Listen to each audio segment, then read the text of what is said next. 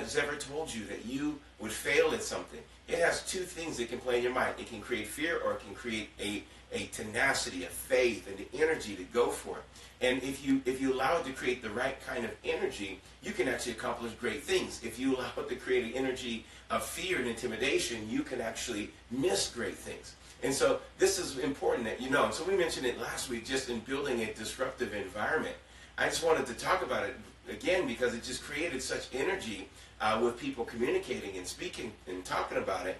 I wanted to get back on and just talk about it in a personal aspect, just something that I dealt with, something that I continually push myself past, is the fear of failure. So we have to know that fear of failure is something that everyone deals with, but what are you going to do with it? Is it going to become power to you, or is it going to become resistance to you?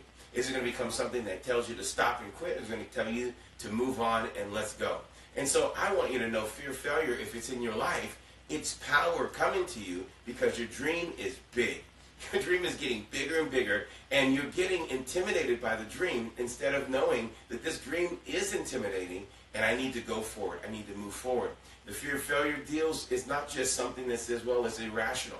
It's not irrational. It's not like Freddy Krueger showing up in a dream and you're dreaming of this person scratching. You guys might not know who Freddy Krueger is, but this nightmare guy coming in your dream. It's not that. Fear of failure is literally a movie playing in your mind of what it looks like to fail and all the repercussions. It usually starts off with someone saying something or you saying something. It's a question or a comment that is being spoken to you, and it causes you to take a stutter step. If you stutter step once and you stutter step twice, you start to build up the image of that failure. You start to build it up. You keep thinking about it, keep revolving it. All it is you're revolving these pictures over and over until it becomes an emotional state. An emotional state. Now this is important that you get this because it's not a irrational. Some say we say it's irrational. Irrational. It is founded in some facts. Usually it's founded in the fact that I failed once. Now, it would be irrational if I was afraid of something and I never encountered it, and it's just now irrational. Your first time you see something, it's irrational. I don't know if it's going to bite me. Sometimes it may not be irrational. You need to be aware of danger. But the realization is, it's not irrational because it does work with your brain. It's working in your brain. Your brain is pulling up pictures and images of what failure looked like and what failure felt like. And it now starts to speak to the feeling part of your brain. It starts to speak to the limbic system in your brain.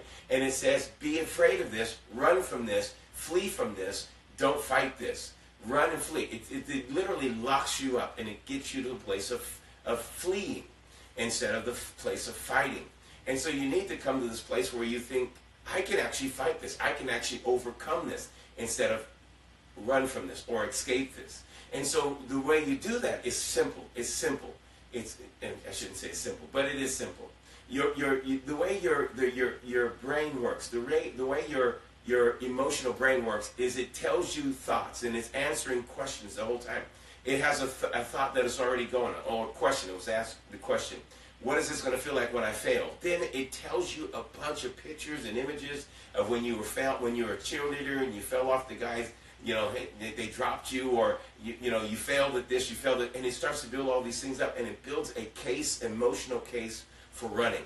And so what you have to do is you have to shock it out of it. You have to shock it out of it by doing one simple thing. Ask another question that is not emotional, that makes you think. Don't ask, why do I feel this way, or why did you do this? We see this with kids all the time. Kids do stuff, they're in their emotional state, they're running around, they're being emotional, they're doing emotional, and the next you know, they do something and they get in trouble, and you go, what were you thinking? Well, they don't know because they were emotional. And that thought, what were you thinking, is only bringing up another emotion. So you have to think, and you have to help them think by bringing a thought that makes them actually think. Makes them think. So when I have a fear of failure, when I have the first time I really remember just breaking through it, I needed to make a phone call. We just launched a new invention. I needed to call a couple of people, and I was afraid to call. I was afraid to call. I was afraid. I just wanted to lay in bed. I just wanted to stay there a little bit longer. I didn't want to get up and do anything with it, because I knew I had to make that call. And then literally I remembered a book that I read. It's actually right here, a book that I read, and it's Who Moved My Cheese. I love this book. You need to read this book if you haven't read it. And there's a place here in this book, and it literally asks this one question. And this was how I overcame the fear of failure. It was this one question, if I could find it, if I would have really, it says here, what would you do if you weren't afraid? What would you do if you weren't afraid? And literally, I would lay in bed, and I asked myself that question. What would you do if you weren't afraid? And I literally, I know you have that, Matt. That's a great book.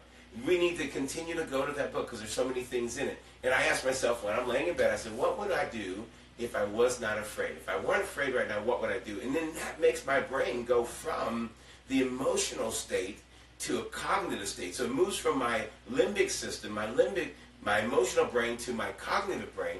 And now it starts to figure out the question. You know, one thing about your brain is you can't give it a question without it thinking about it. It immediately has to answer the question. So if you open up one of your communication speeches or communication things is when you open up with a question, because it causes everyone to start answering it. That means you already have them on the team. They're already starting, and they'll either like your question or not like your question. There'll be opinions, of course, but it gets people thinking. So if you do that to yourself, you jumpstart your brain, and you go from the limbic, emotional part of your brain to a cognitive part of your brain, to where you go, I can figure this out. And you think. And so I would say, what would I do if I wasn't afraid? First of all, I admitted that I was afraid. I was procrastinating because I was afraid. I come from a life of procrastination. I think part of my trouble when I was a teen was just procrastinating on the things that I would dream about. I know dreamers are huge procrastinators because we are afraid to fail.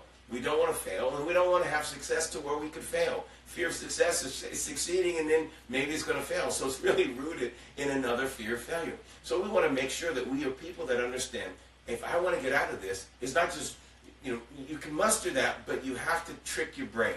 And your brain is made to be tricked. It is made to be tricked. That's how you got into the rabbit hole of chasing that fear all the way down to the rabbit hole until you get stuck into a cave, and all you can think about is the emotional things, the problems and the fears and what people are going to think, what people are going to say. And people aren't thinking that anyways, because they don't even have that in their mind when you're trying to do something. Most people are excited that you're brave to even step out because they can't do it. They wouldn't do it. They're afraid to do it. But when you step out to do it, you literally can do that. So this, I want you to see this. I want you to get this, because this is very important. I asked myself, what would I do if I were not afraid? And what I did is my brain, all of a sudden, my cognitive mind starts to give me a list of things to do. I would do this. I would get up out of bed right now. I would get up and I would go to the phone call, and I'd do it. I'd make that phone call right now, and I'd say this. And I started to get all of the energy of all of that. I'd say this, and I'd tell them that, and I would say this and this. And then the next thing you know, I just felt, go. It was like, what would you do when you're afraid? When your mind starts to give you that list, then that's your go. That's your activation. That's your go. Get up and go. And so I want to tell you, encourage you, if you need to overcome and take control of the fear of failure, take control of fear of failure by listing, cognitively asking yourself a question, and then, because it shifts off your emotional brain, it puts on your cognitive brain, and it causes you to go when you say go. Now it's going to tap right back into that emotion, because that go becomes emotion. Don't let it stay here. You got to go here, and it got to become action. Go. And when you get that go, then you go make a powerful phone call. Don't wait. Don't say, okay, I'll do that in an hour. Go on the energy right there. That's an active thing that you need to go, an active energy that you need to work on right that moment. And so there's many people, many ways to do it, but that was the one I used, and that's the one I still use. What would you do if you weren't afraid? Hopefully this is helpful. Tag someone that you know that needs this. Click on down in the comments, say yes, this was good. Encourage a man here, your man, so we can continue to do this. I want to continue to build, share, tag, connect. I need to build a bigger platform for the launching of my book. So help me do that by letting people know about what we do on a weekly basis. We'll look forward to seeing you. I want to apologize to people on Facebook. We're going to get it right. We're going to handle this business and make sure that you can get it every week. Thought we had it down. We'll get it down. And we'll see you next week. Barry Buster, breaking through limits, breaking through barriers, and we're going to do great things.